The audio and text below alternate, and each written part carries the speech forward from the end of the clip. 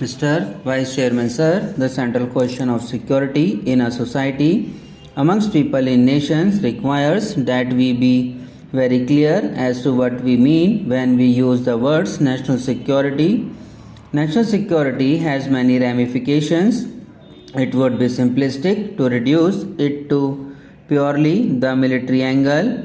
A discussion like this is not a discussion which limits itself to the concept of spend more, spend less on defense. Like in the relationship between law and justice, it is not axiomatic that merely because we spend money and have forces, therefore we have security. The concept is of deep and multifaceted ramifications. I would seek your indulgence, sir, to quote on the aspects of national security. Sir, the commonly articulated Defense Ministry's viewpoint, as is evident every year, is the defense budget is to preserve as inviolate the frontiers of the nation and its internal sovereignty. This is the commonly articulated definition of national security. To my mind, this is limited both in vision and in application. Of course, the maintenance of internal sovereignty is very much a function of our armed forces. But national security is not merely the preservation of the territorial integrity of our frontiers. National security involves the preservation of values, the lifestyle, and civilizational concern. The purely military aspect of a nation's security is therefore only a small but an integral component of a much larger concern. And even internally, the task is much more than a mere physical safeguarding of our boundaries. Our central concern when we talk about security is with the preservation of the Indian nation.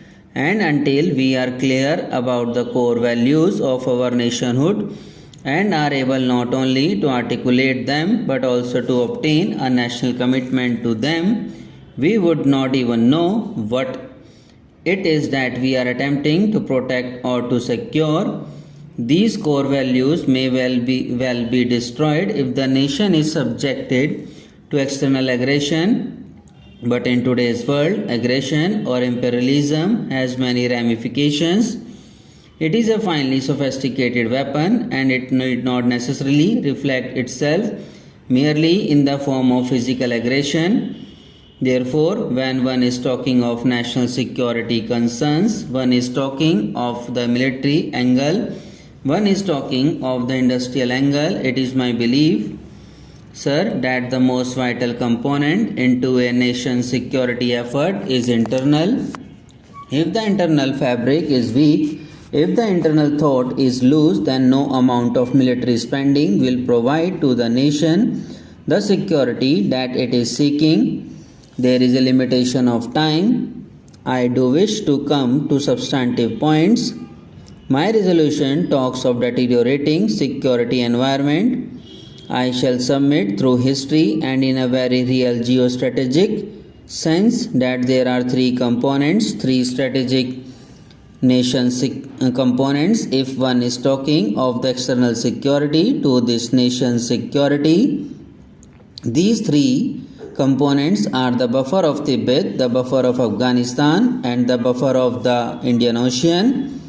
The very structuring of this peninsular subcontinent is such that it is bound by the Himalayas, which provide a kind of protection, and it is encircled by the Indian Ocean, which provides us protection from aggression across the seas. It is my sad duty to point out to this nation, to this house, and through the house to whosoever is hearing this, that independent India's history of our efforts at preservation of even the territorial integrity of our country do not stand up to scrutiny.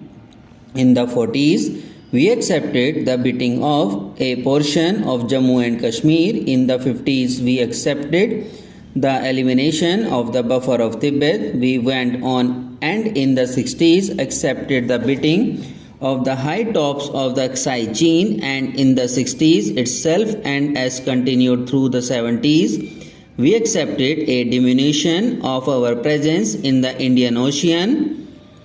through independent India's history. Therefore, I do submit that what we have witnessed is not a kind of success, not on account of the preservation of the nation's security interest. We are well aware that around us in the South Asian region are centered focal points of conflict in Southwest Asia, in Southeast Asia, in the West Asia region, and these focal points of conflict, these focal points of strife do effect on our security concerns. I was talking about the implications of strife outside our territorial boundaries, and we have to understand that living in the kind of interdependent world that we are, what happens outside the geographical boundaries of our nation does not isolate us from the impact of it. We have to take into account that in today's situation, what India is faced with is the elimination of all its traditionally recognized and historically established buffers which provided us with the needed security. On top of that is the existence of grave disturbances, grave destabilization in regions of Southeast Asia, so far as the oceanic focal points are concerned in the world today. Mr. Vice Chairman Sir, the central question of security in a society amongst people in nations requires that we be very clear as to what we mean when we use the words national security. National security has many ramifications. It would be simplistic to reduce it to purely the military angle. A discussion like this is not a discussion which limits itself to the concept of spend more, spend less on defense. Like in the relationship between law and justice, it is not axiomatic that merely because we spend money and have forces, therefore we have security. The concept is of deep and multifaceted ramifications. I would seek your indulgence, sir, to quote on the aspects of national security. Sir, the commonly articulated Defense Ministry's viewpoint, as is evident every year, is the defense budget is to preserve as inviolate the frontiers of the nation and its internal sovereignty. This is the commonly articulated definition of national security. To my mind, this is limited both in vision and in application. Of course, the maintenance of internal sovereignty is very much a function of our armed forces. But national security is not merely the preservation of the territorial integrity of our frontiers. National security involves the preservation of values, the lifestyle, and civilizational concern. The purely military aspect of a nation's security is therefore only a small but an integral component of a much larger concern. And even internally, the task is much more than a mere physical safeguarding of our boundaries.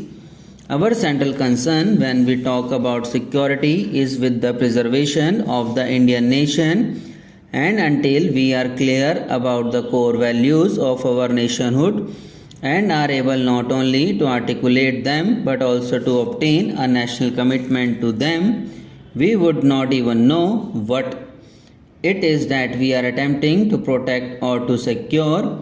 These core values may well be destroyed if the nation is subjected to external aggression.